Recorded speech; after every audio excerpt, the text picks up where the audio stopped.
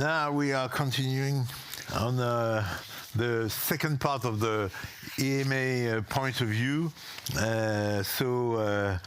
With Michael, thank you. Yes, Michael Berntgen, inside from the EMA perspective, you will probably continue the starting by Valentina and to give us more precise information. Absolutely. Welcome and happy to be there. Fantastic, thank you. And there couldn't have been a better segue, could it? So thank you very much for the invitation. Thanks for the organizer, but also great to be here again. Last time we spoke at the EAA, it was just a few weeks, I may say, of operation, and now we already talk about the first insights and experiences. And I think that's great to keep that momentum and to learn really together, which is, I believe, so much at the heart of the event. Now, Marcus just explained very well what BCCH actually does in all of this. And now comes this other organization, EMA, in here. So what are they doing in this context? And I think it's also very important to always clarify, and Valentina said it also before. The EMA provides information to the HTA colleagues via establishing an interface between two types of activities within very specific remits, which are very specifically defined. There are touch points, they're very important touch points, but it's important really to recognize that there are these two entities and they're not going to be mixed here. And what could be a better place to start than what's really at the heart of the HTA production, which is the joint clinical assessment. And joint clinical assessment for medicinal products, which is the most advanced part. And I only show you this single slide here. It's a bit of a reminder for some, or maybe for most, hopefully by now, but for some it's actually a bit more enlightening that we're going to have now these two parallel procedures between a regulatory submission, which is in blue here, well known for many, many years, 3 decades I may say now, and then in parallel, this green line of an assessment, a joint clinical assessment conducted by the HTA colleagues. And we have a secretariat to the blue part, EMA, and to the green part, we have the HTA secretariat provided by the European Commission. So keep this really in mind. There are certain touch points. It's very important. But all this work here, I may say, is very new for all of us in this. And it's actually groundbreaking. And if I look at this even beyond Europe, for example, there is a very, very few areas where you can see something happening in a very similar way. And I'll come to this in a second. Now, what is the information to be provided when I say on the one hand, well, these are separate processes within REMIT, but then they have touch points? That's super well defined in this famous implementing act on the JCA for medicinal products, where there's a dedicated article describing what information is to be provided by the EMA. And it's, if you read it properly, it's a one-way street. Right? There is no exchange of information or discussion between the two moving forward because they're individual assessments within their own remits. And it is about information which is relevant and necessary for the HTA colleagues to do their work within the timelines provided by the regulation. The first one is that the agency needs to notify the HTA secretariat of an MA, a marketing authorization application, or also an extension of indication, which is going to be in scope of the JCA production. And there are some steps before in order to do this, in order to be prepared, but it's an important step. So also for developers to be aware, it's not whether or not to submit, and the HTA secretariat may or may not know. The agency has the legal responsibility to notify the HTA secretariat that there is a marketing authorization in scope of JCA production. That notification has to go out. And equally, we need to provide information around the start of procedure, the positive validation. Again, this is for timelines. then a very important, very interesting third bullet here, which is about the fact that we need to provide information from the ongoing review. First time ever that we have to exchange with a public body at European level, if you will, information from an ongoing regulatory assessment. And that's again to provide relevant and necessary information which informs the JCA process. It's about timelines, but it's also about questions which are being posed by regulators in the assessment that might impact the therapeutic indication, because that's important for the JCA scope eventually. And then last but not least, we need to provide the CHMP assessment report and the labeling once adopted, because that's really what the final JCA will be based upon in terms of the regulatory baseline. And then it goes, of course, into that JCA work here. Now, if this is the context, and this is what we have to do, then, of course, from an EMA perspective, we are not the ones deciding what's in scope of JCA, obviously. That's the HTA Secretariat together with the JCA subgroup and the HTA coordination group. So we had to find a way to address the point that we know early enough what to notify later upon. And in this context, and again, I want to explain why some of these processes have been set up.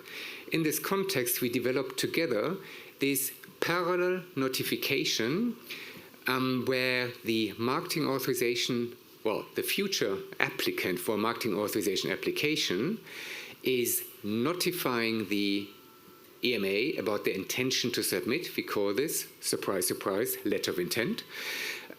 We introduced a new tick box to say we believe it's in JCA scope, and then we agreed with the HTA Secretariat to submit these two letters, or this letter of intent in parallel also to the HTA Secretariat for their preparedness.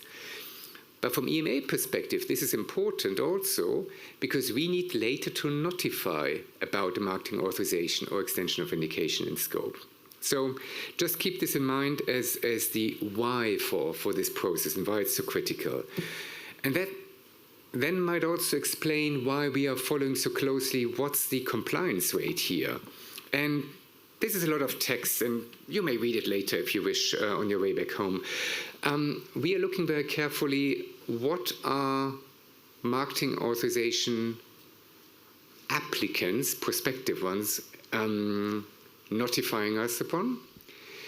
Do they correctly identify whether something is in JCA scope? Again, this is not decided by EMA. That's the discussion we have to have with the HTA Secretariat. But also, do they send in parallel this notification to the HTA Secretariat? Because they need to be prepared and they need to start the identification of ACAs. Love that acronym. So, need to keep this one. So, we try to give a safety net, of course, in the beginning. All processes are new for the developers. You need to connect on the developer side, the regulatory folks and the market access folks. That's all new. So what we did for quite some time now, if this wasn't submitted in parallel also to the HTA Secretariat, we did send reminders. It became a bit awkward that even regardless of reminders, and the second reminder, and sometimes a third reminder, developers did not really react. So we will need to find more efficient ways to do this by maybe just notifying the HTA Secretariat that we have received this notification where the applicant correctly identifies in scope. And then we take it from there, and the HTA Secretariat does take it from there. So again, we need to reduce administrative burden on all sides, and this includes, of course, also the public bodies. You heard a lot about these 9, well, by today, 10 applications in JCA scope, which are ongoing. So I don't want to go through this one in the interest of time, otherwise the chairs will kill me.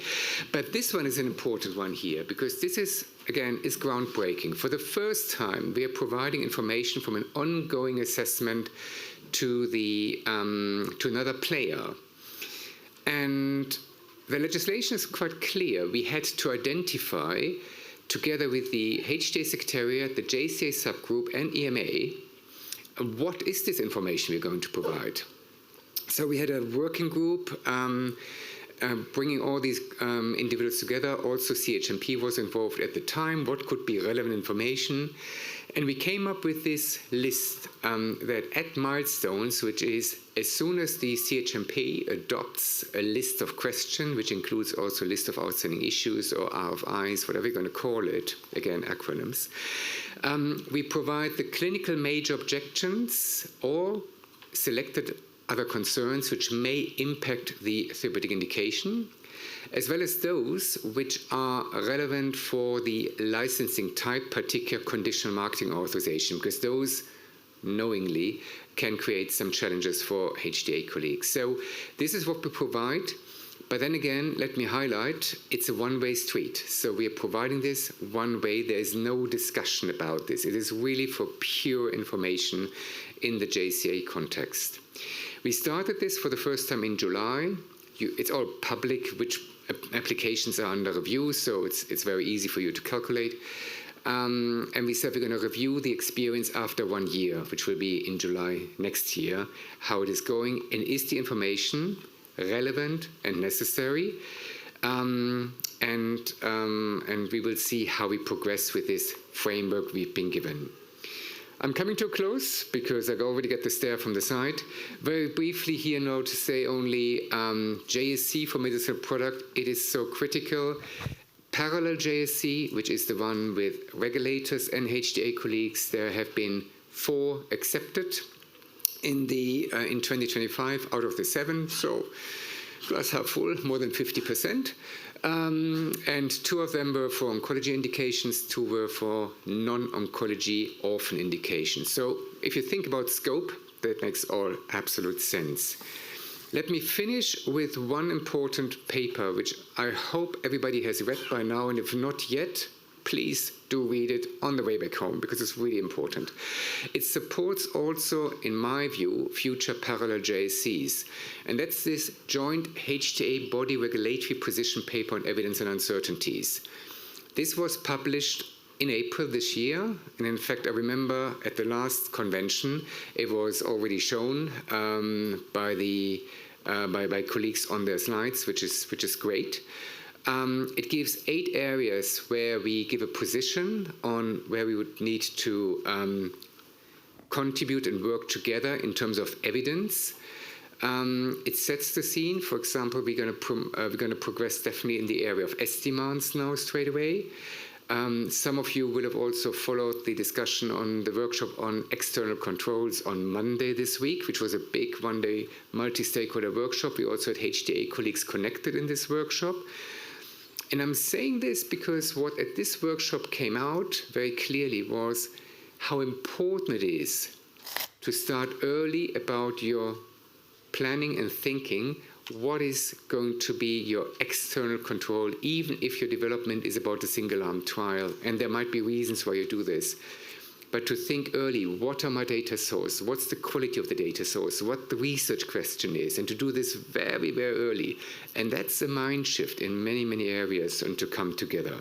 So, all this being said, we work together with the HTA Secretariat. And I have to close, Valentina, with this picture of us just a few weeks ago, because we had a joint workshop, Santé EMA workshop on our operations, and it was really about getting our experiences also at the regulatory HTA interface right. So we reviewed all the activities so far, how do we improve, how are we efficient, etc., etc.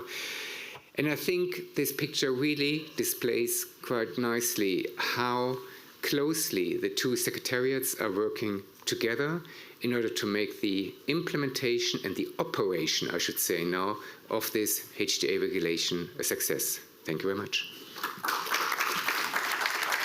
Thank you so much, Michael. It's very important points, and I'm sure we will discuss that later.